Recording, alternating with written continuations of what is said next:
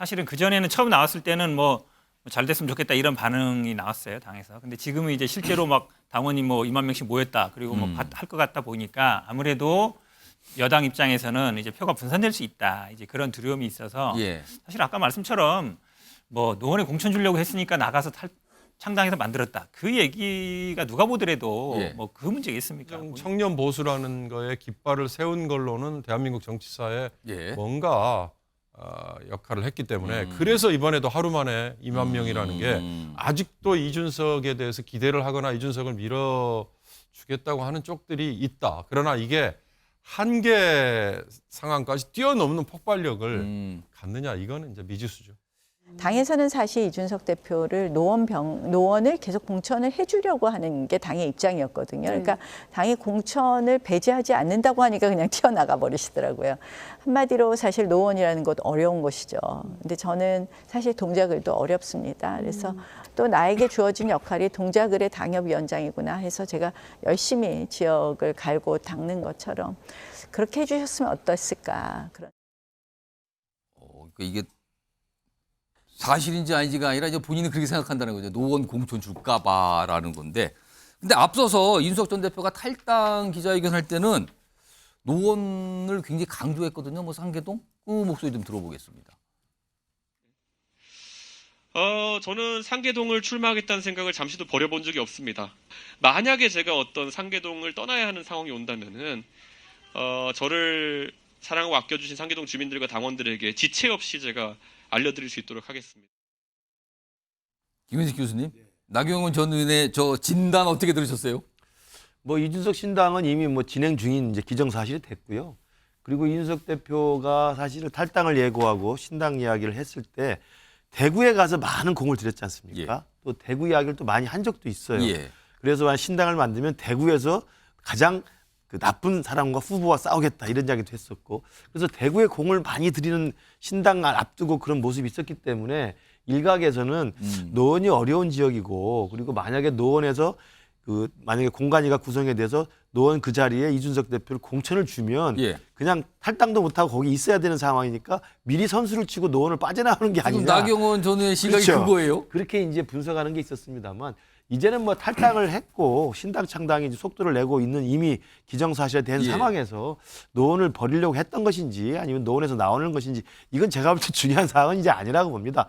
다만 이준석 대표가 노원에 3번인가 나왔고요. 그다음에 탈당 기자회견도 노원의 숯불갈비집에서 했기 때문에 금방 화면에 나온 것처럼 약속을 한 거잖아요. 노원을 떠날 일이 있으면 지체 없이 말을 하겠다 했기 때문에 이후에 신당이 이번 총선에서 어떤 식의 라인업을 짜서 어디에 지역구 후보를 배치하고 어떻게 본인이 어느 지역구에 나갈지 아니면 어떻게 비례대표를 할지 아니면 불출마를 할지 정치적 결심을 하시면 어쨌든 노원을 떠나게 될 가능성이 있지 않습니까?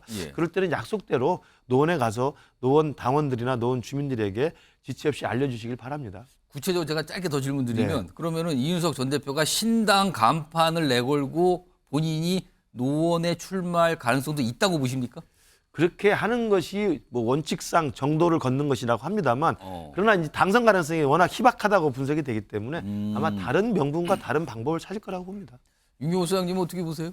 본인은 계속 출마할 것 같아요. 그 대신 비례대표라든지 다른 쪽에서의 일종의 동정표. 그러니까 저는 지금 이준석 전 대표는 이제 정치학에서 우리 배종찬 소장이 자주 인용하는 밴드웨건 효과라는 게 따로 있고요. 언더독 효과라는 게 있잖아요. 그러니까 잘 나갈 때 거기에 편승해서 그냥 계속 사람들이 지지를 보내주는 이게 있고 약간의 동정적인 여론 좀 불쌍해 보인다, 좀 밀어주고 싶다 뭐 이런 건데 지금 후자의 좀 편승은 아니고 좀 올라탄 거 아닌가 싶어요. 복기를 해보면 저는 2021년 6월이었죠. 이준석이라는 36살짜리 젊은 정치인이 나와서 청년 보수라는 거 이거 먹힐 때 야, 우리 대한민국 사회가 정말 많이 변했구나. 젊은 사람들은 약간 진보에 가깝고 뭐 아니면 조금 더 정부에 비판적이고 뭐 이런 기존의 관념을 깨도록 만들었잖아요. 그리고 그 당시에 44%의 득표율의 상대 2위 후보가 지금 이준석을 어떻게 보면 노원 정도에 출마 못해서 안달인 걸로 깎아내려버린 나경원이었단 말이죠. 그리고 또 한 분이 주호영 그러니까 이미 예. 정치권의 얼굴을 여러 차례 내보여서 식상해져 있다라고 느끼는 정치인들을 누르고 올라섰어요. 그때는 이준석 대표가 아까 제가 동원한 두 가지 중에는 밴드웨건 효과를 충분히 누렸겠죠. 근데 지금은 반대가 됐단 말이에요. 예. 저는 이준석 대표가 3번 거기서 떨어졌다고 그랬고 예. 이준석이라는 전문 정치인은 좀 정치를 하는 패턴이 다른 것 같아요. 꼭 원내 진입을 해서 본인이 국회의원을 해야 정치인으로서 뭔가를 하고 있다라는 거 말고 원외에서도 물론 방송을 많이 타고 SNS 활동을 하고 이런 걸로 하지만 물론 그러다 보니까 결실을 맺는 건 다르겠죠. 국회의원으로서 입법 활동을 하면서 하는 정치와 그저 밖에서 그냥 말로만 하는 정치는 다릅니다. 그러나 청년 보수라는 거에 깃발을 세운 걸로는 대한민국 정치사에 뭔가 역할을 했기 때문에 그래서 이번에도 하루 만에 2만 명이라는 게 아직도 이준석에 대해서 기대를 하거나 이준석을 밀어주겠다고 하는 쪽들이 있다. 그러나 이게 한계 상황까지 뛰어넘는 폭발력을 갖느냐 이거는 이제 미지수죠. 자, 다음 준비된 목소리가 있는데요. 국민의힘 내부에서 이준석 전 대표와 앙숙이었던 분 계시죠? 짐작가실 거예요. 그분의 목소리와 그리고 다른 한 분에 또 있습니다. 약간 이준석 전 대표의 신당에 대해서 약간 비관적, 비판적으로 보시는 분들인데요. 목소리 들어보겠습니다. 그게 차별화가 안 됩니다. 그를 비판하면은 그건 정치 평론가죠. 예. 그래서 저는 다른 당에 대한 비판이 아니라 오히려 우리가 앞으로 어떻게 하겠다 그런 비전들을 그리고 정책들을 내세우는 것이 신당들이 해야 되는 일이라고 봅니다.